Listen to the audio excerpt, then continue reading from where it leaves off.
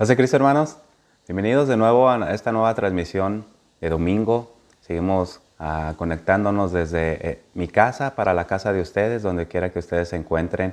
Es un privilegio, un gozo, una bendición poder ser parte de esta comunidad de fe con esta manera virtual, ¿verdad? Así es que es un gozo poder llegar hasta sus hogares, pero sería más genial, todavía más excelente que la palabra de Dios llegara hacia todos los corazones, que esa sea siempre nuestra intención, que ese sea siempre nuestro deber y nuestro propósito. Este domingo estamos muy agradecidos con Dios porque, como ustedes saben, se han abierto las iglesias con algunas restricciones para el bien de todos nosotros. Así es que sigamos todas las indicaciones por parte de nuestros líderes y hagamos las cosas de una manera responsable y que nos beneficie a todos. También a lo largo de las grandes ciudades se ha visto grandes manifestaciones por todo lo ocurrido que ha pasado, ¿verdad? Pero nosotros tenemos a un Dios que tiene el control de toda situación, así es que les pido que oremos por esa situación para que la paz, la tranquilidad vuelva a reinar en las ciudades, en las calles por las cuales nosotros transitamos día a día. Así es que tomemos esto en cuenta.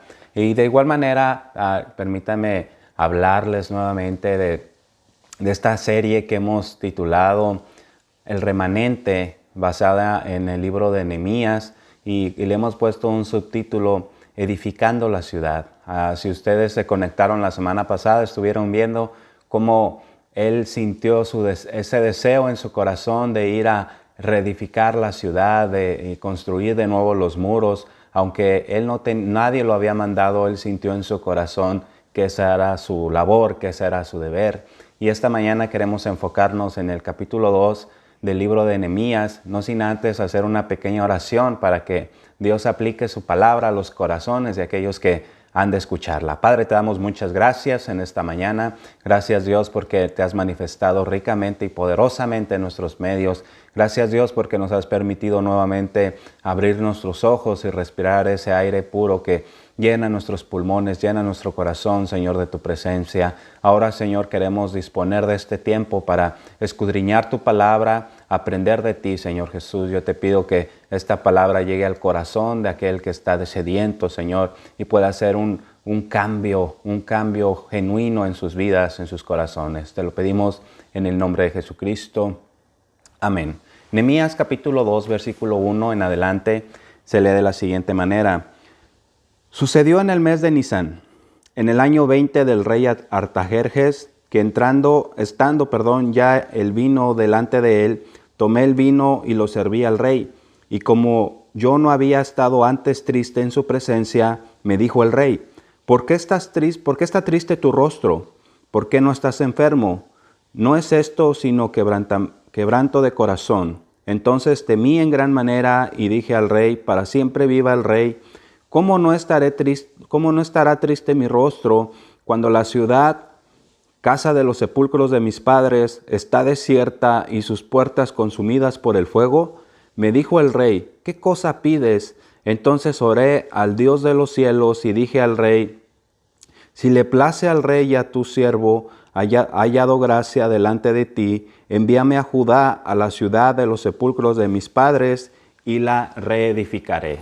El tema de este capítulo es el regreso de Nehemías a Jerusalén. En el primer párrafo tenemos varias indicaciones. Una de ellas son Nehemías al regresar a Jerusalén, al solicitar permiso del rey, Nehemías repasó la situación de la ciudad en ruinas y animó a la gente a reedificar las murallas. El versículo 1 de este capítulo número 2 sucedió en el mes de Nisan, dice, en el mes de Nisan, en el año 20 del rey Artajerjes, que estando ya el vino delante de él, es decir, Nehemías era copero del rey, él probaba el vino antes de que el rey probara el vino. Tomé el vino, dice Nehemías, y lo serví al rey. Tomé el vino y lo serví al rey, y entonces él era el copero del rey. Dice, ahora el copero era la persona que no solo servía el vino al rey, sino que también tenía como función probar todas las comidas o bebidas que servían al rey. Así es que su función de Nehemías era una función muy importante. Si no caía muerto o enfermo, entonces el rey podía comer o beber de ello. Así es que su trabajo era muy importante, aunque pareciera muy simple, pero era muy importante porque si la comida estaba envenenada, entonces el rey moría y había un total caos en el reino. Su función de copero requería que estuviera mucho tiempo en presencia del rey. Naturalmente pronto llegaba a ser un amigo del rey. Por estar tanto tiempo en cercanía con el rey, compartiendo con el rey, era común que el copero se volviera parte de una amistad íntima con el rey. Creemos que muchas veces cuando el rey tenía que tomar alguna decisión, por ejemplo, podría preguntar a su copero, ¿qué le parece o qué te parece? ¿Cuál es tu opinión sobre este asunto?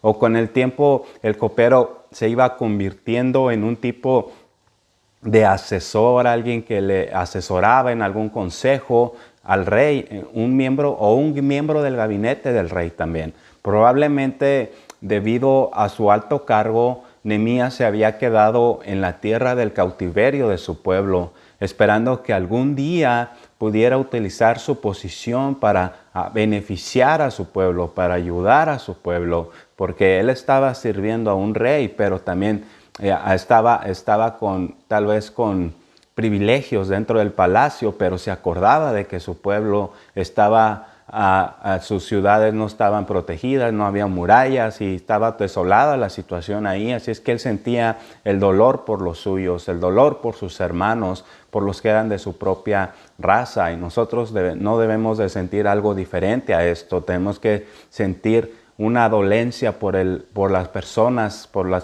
que nos rodean, por los hermanos que trabajan en torno a nuestro ambiente en el cual nosotros nos desenvolvemos. Quizás por este motivo preguntó a sus hermanos de raza cómo estaba la situación en Jerusalén. Nehemías se estaba preparando para hacerle al rey un pedido, pero aún no se encontraba listo para ello. Especialmente en ese día él no se sentía bien. Desde que se enteró la situación de los judíos, tal vez su rostro se vio entristecido, dejó de comer. Cuando nosotros recibimos una situación triste, nos damos cuenta de una situación triste o de una situación dolorosa, nuestro semblante cambia. Aunque tratamos de esconder muchas veces, nuestro semblante cambia, nuestros ojos ya no miran de la misma manera y la gente se da cuenta. Y esto le pasó a Nehemías. Nunca antes se había mostrado triste, dice el versículo que leímos. Generalmente era una persona alegre, era una persona sonriente, era una persona que a pesar de que trabajar de copero ante el rey, él tenía que mostrar esa actitud siempre, sí o sí. O sea, no era algo que estaba a tema de discusión, porque eso podía ser tomado por el rey como una gran afrenta, como algo que lo hiciera a él enojar y le pudiera costar la vida. Nunca antes se había postrado triste. El rey se dio cuenta de que Nehemías ya no era el mismo. Y como dice el versículo 2, me dijo el rey, ¿por qué está triste tu rostro? ¿Por qué estás triste? Pues no estás enfermo, que yo sepa, ¿verdad? No estaba enfermo. No es esto sino quebranto de corazón. Él vio el quebranto de su corazón estaba adolorido por la necesidad que los demás estaban pasando.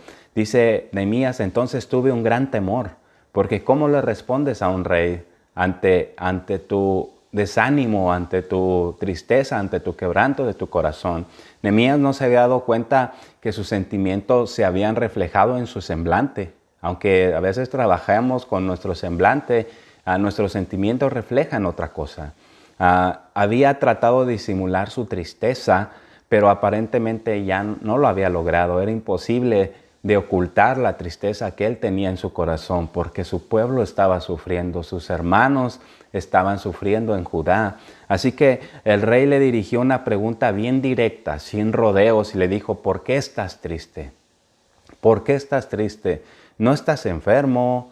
físicamente, así que debió de ser una aflicción del corazón, algo le estaba preocupando y el rey pregunta, dime qué es lo que te pasa, me interesas, quiero saber cuál es el motivo de tu tristeza, cuál es el motivo por el cual tu semblante cambió. Y Dios siempre se interesa en eso, siempre se interesa en que nosotros le expresemos el dolor que sentimos dentro de nuestro corazón por algún tipo de injusticia. Nosotros también como hijos de Dios debemos de presentar el interés de poder ayudar a aquella persona que ha sido defraudada o que ha sido dolida por algún comentario o por algún acto el cual lastimó su corazón. Oremos a Dios para que Él nos libre de la indolencia, esa falta de compasión por los demás, esa falta de amor por los demás. Dejémonos de esas cosas porque Dios quiere que nos preocupemos por las demás personas y mostremos interés en ellos.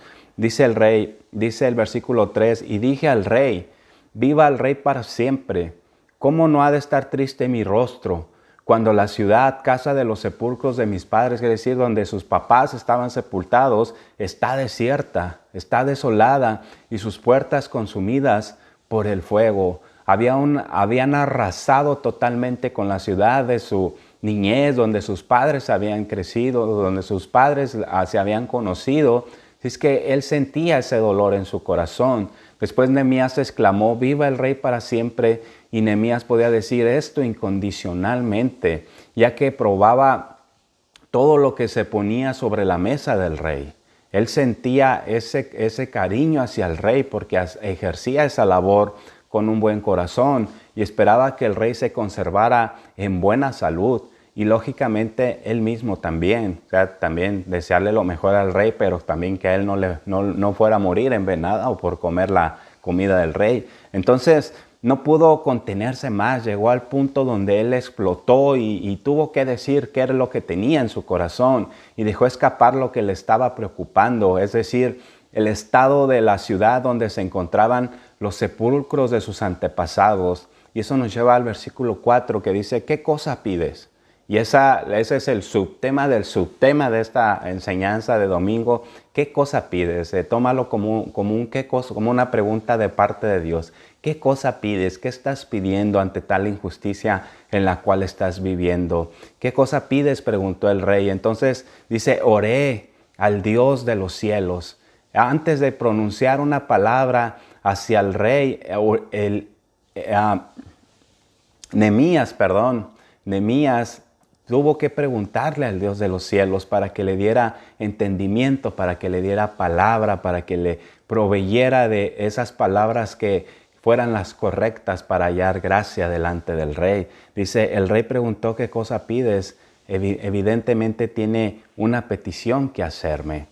Y Nehemías quiso por un instante, inclinó su cabeza y cerró sus ojos orando al Dios de los cielos. Seguramente fue una oración muy breve, tal vez no se tardó mucho tiempo en decirle, Señor, dame gracia, dame entendimiento para poder hablar yo con este hombre y expresarle la necesidad que tengo en mi corazón. Suponemos que pudo haber dicho, Señor, ayúdame a usar las palabras apropiadas, porque estoy en una situación difícil, en una situación muy complicada, porque esto podía generar un desaire en el rey y le podía haber costado la vida. Y entonces Nehemías fue directamente al grano. No perdió el tiempo en protocolo, en palabras elocuentes, vacías de significado, sino que se dirigió directamente al problema esencial, sin andar con rodeos. Él dijo, esto es lo que pido, rey, esto es lo que quisiera que tú me proveyeras. Versículo 5 dice, y le respondí, si le place al rey. Cuando nosotros nos acercamos a orar a Dios, debemos acercarnos con este espíritu. Si al Señor, si es tu voluntad, si está dentro de tu plan perfecto, Señor, si es que tú lo quieres hacer así, Señor, hazlo. Y tu siervo ha hallado gracia, dice, si le place al rey y tu siervo ha hallado gracia delante de ti, envíame a Judá, a la ciudad de los sepulcros de mis padres, y los reedificaré. Nehemías le pidió al rey un permiso especial para ausentarse, para ir a Jerusalén, para ayudar a reedificar la ciudad. En el versículo 6, nos dice que ¿qué ocurrió? ¿Qué fue lo que sucedió entonces? Dice, entonces el rey que tenía a la reina sentada junto a él preguntó, ¿cuánto durará tu viaje y cuándo volverás? Y agradó al rey enviarme, dice Nehemías, después que yo le indiqué las fechas. Él sabía a dónde iba, él sabía qué tiempo iba a durar en su lugar. Nosotros debemos de contestar esas preguntas. ¿Quiénes somos primeramente? ¿A dónde vamos? ¿Y a dónde queremos, en dónde queremos estar? ¿En dónde nos queremos dirigir para llegar a ese lugar? ¿Hacia dónde vamos? Una vez que Nehemías le respondió, el rey aceptó y lo dejó ir. Evidentemente, al rey le agradaba a Nehemías y quiso asegurarse de que él volviera. Y entonces, en ese punto, Nehemías pudo haber entrado en detalles, pero no lo hizo. Solamente le pidió simplemente lo que él esperaba de parte del rey. No le exigió nada más. Simplemente añadió, y agradó al rey enviarme después que yo le indiqué las fechas en las cuales yo volvería al palacio. Nehemías no era de esas personas que perdían mucho tiempo hablando sin decir nada, no cantinfleaba, iba directamente a decirle al rey lo que estaba en su corazón. Cuando nosotros nos dirigimos a Dios, cuando nosotros tenemos una petición, ve directamente y dile, Señor, esto me está pasando. Si te place a ti, si yo he hallado gracia delante de ti, Señor, que se haga así como te lo estoy proponiendo, que se haga tu voluntad primeramente y no la mía. En el versículo 7 podemos ver, dice, le dije además al rey, si al rey le place que se me dé cartas para los gobernadores al otro lado del río para que me franqueen el paso hasta que llegue a Judá. Nehemías era consciente de que su viaje podría presentar grandes dificultades, grandes retos y grandes peligros, obviamente, ya que atravesaría regiones muy peligrosas. Por ello le pidió al rey cartas de presentación y explicación para los gobernantes de los territorios que atravesaría en su ruta para que le concediesen la protección que él estaba necesitando. Y dice el versículo 8, y carta para Asaf, guarda del bosque, al rey al fin de que me dé madera para enmaderar las puertas de la ciudadela de la casa, para el muro de la ciudad y para la casa en que yo estaré. Y aquí la gran respuesta. No solamente el rey, Nehemías pidió que se le diera protección, sino también los materiales necesarios para poder reconstruir el muro, las paredes que estaban cuidando la ciudad. Dice, y me lo concedió el rey. Muchas veces que nosotros hemos pedido a Dios podemos decir, y me lo concedió el Señor. Me concedió esa necesidad, me concedió esa petición que le estaba haciendo, porque dice, me lo concedió el rey porque la benéfica mano de mi Dios estaba sobre mí. Nosotros debemos declarar eso siempre, que la benéfica mano de Dios está sobre nosotros. Dios quiere hacernos el bien. Dios quiere bendecirnos. Dios quiere usarnos para su gloria. Pero es necesario de que nosotros despertemos de nuestro letargo espiritual en el que muchas veces estamos metidos y vayamos más allá. Aunque nadie nos llame, aunque nadie nos invite, aunque nadie nos mande a ese lugar en el cual hay gran necesidad, nosotros podemos ir directamente con el Rey de Reyes, Señor de Señores, y decirle, Señor, yo te pido que me permitas ir a ese lugar para hacer lo que tenga que hacer. Dame gracias, Señor Jesús, provee los medios necesarios para hacer tu obra, para hacer tu voluntad en ese lugar o con esa persona. Tal vez tú conoces a alguien que está en necesidad y muchas veces piensas que tú no le puedes servir mucho porque quizás eres de escasos recursos o no, qué sé yo. Pero tal vez una palabra de aliento, una palabra que le motive a salir de ese lugar o a sentirse un poco mejor, será de gran ayuda y será de gran bendición sin duda para cualquier persona. Leamos el versículo 9, dice que encabeza el versículo 9 que encabeza otro párrafo en el cual dice, Nehemías examinó las ruinas de Jerusalén. Nehemías quería saber de primera mano cómo estaba la situación en Jerusalén, cómo estaba la situación en su pueblo. Dice, fui luego a los gobernadores del otro lado del río y les di las cartas del rey. También el rey envió conmigo capitanes del ejército y gente de a caballo.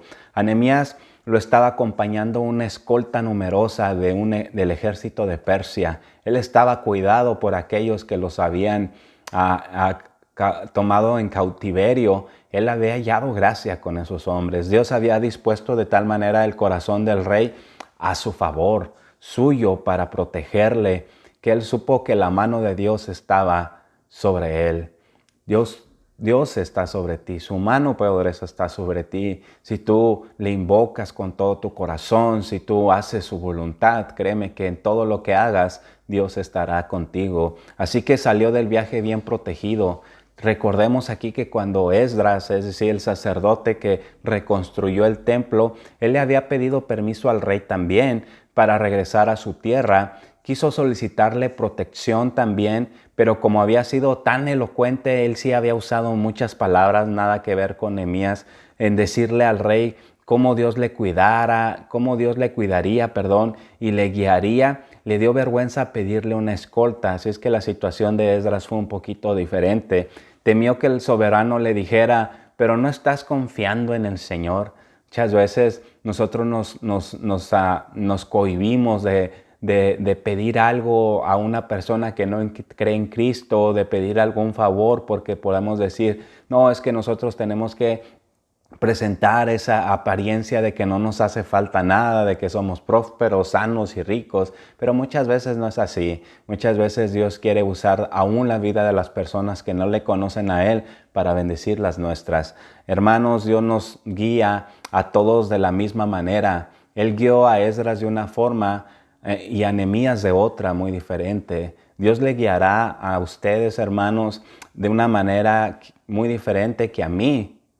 O a ti te va a guiar de una manera muy diferente que a mí. Por ello, nadie debe de tratar de imitar a nadie, porque Dios tiene sus propósitos para cada uno en particular. Recuerda, somos un cuerpo en Cristo y miembros los unos de los otros. Cada uno tiene su función particular, no por cuestión de división, sino que cada uno sumamos al reino de Dios. Cada uno nos complementamos en el reino de Dios. Esdras regresó sin apoyo logístico, es decir, sin un ejército que lo cuidara y sin alguien que le proveyera de materiales. Y Nehemías con una gran escolta armada y siervos que le servían.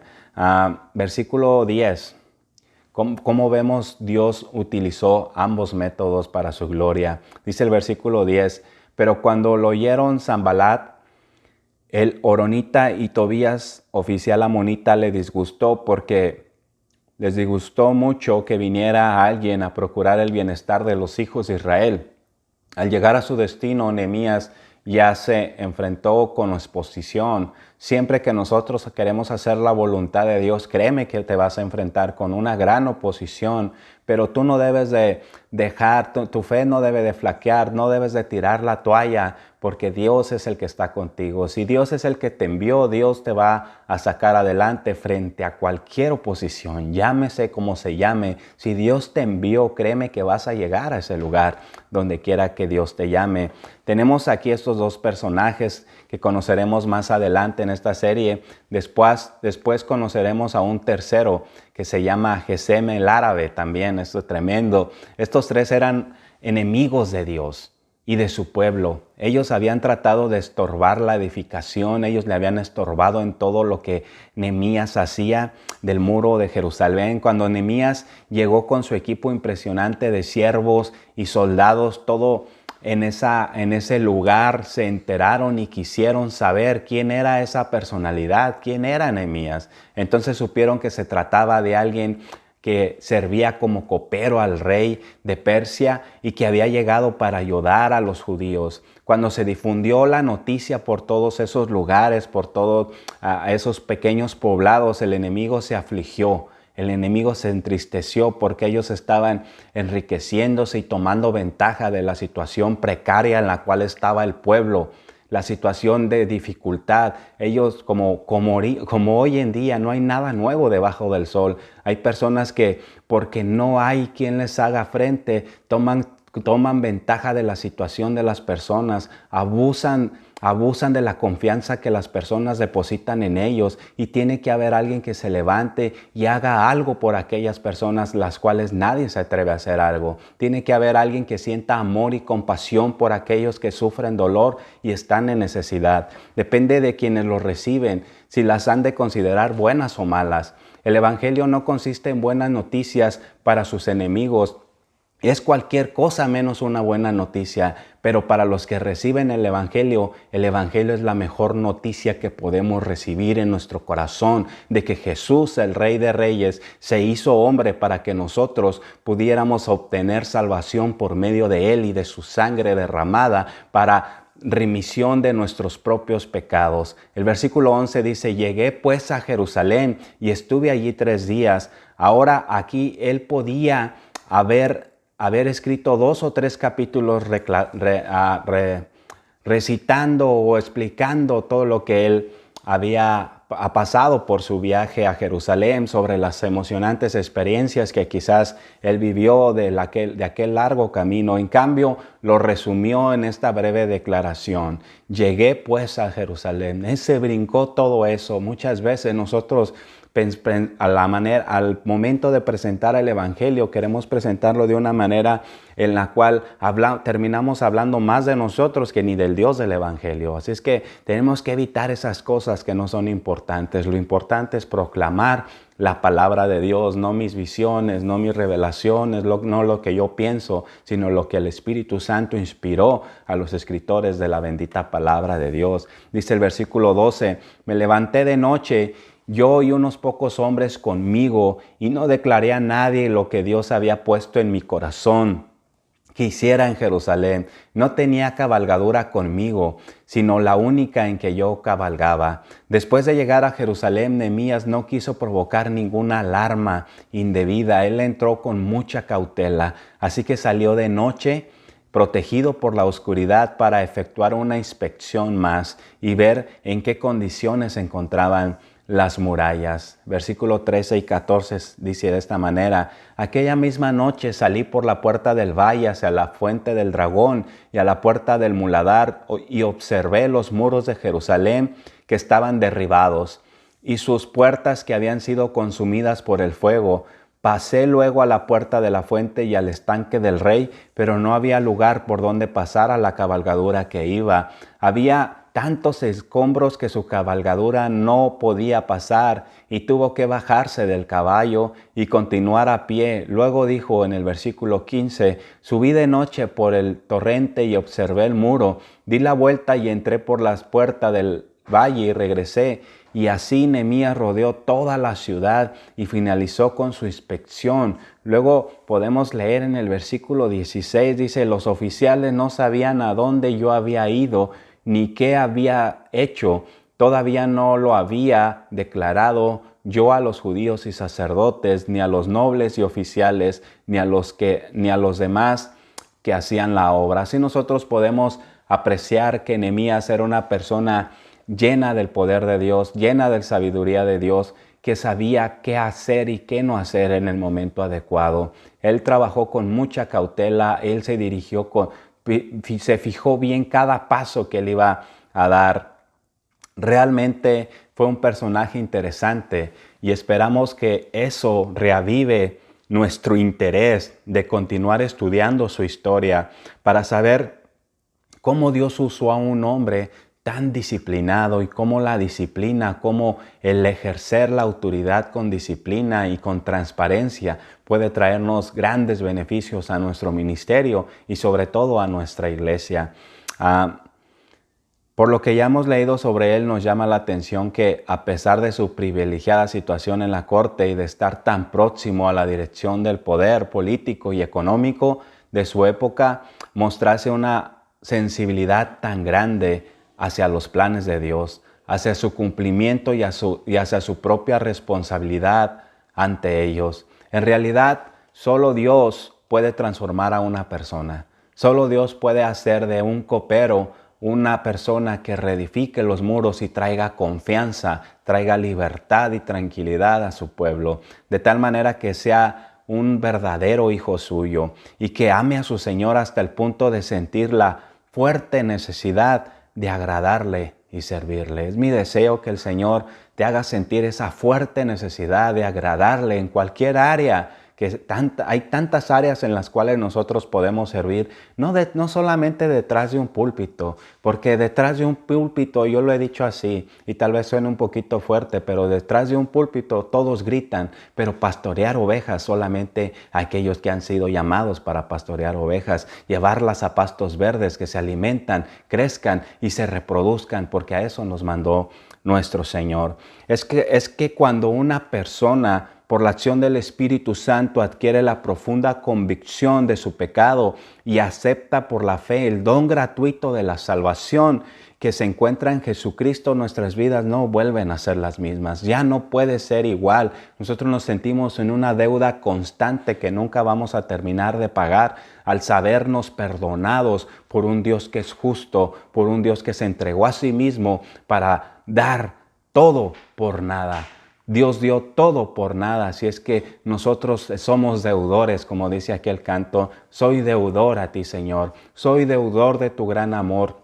Y lo único que puedo hacer es amarte, es servirte, es adorarte. Así es que ese es mi deseo, que el Señor ponga en ti esa necesidad de buscarle con todo tu corazón. En consecuencia, surge de ella la necesidad de vivir de acuerdo a la voluntad de Dios y de vivir en armonía con los planes divinos. Que los planes de Dios sean mis planes. Dios no está interesado en cumplir tus sueños. De hecho, Dios va a destrozar tus sueños porque nosotros somos hijos de Dios. Hacemos lo que nuestro Padre nos guíe. Dios quiere cumplir su sueño, que es salvar al mundo por medio de ti y por medio de mí. Es mi deseo que el Señor te bendiga, que el Señor te guarde. Seguimos en contacto.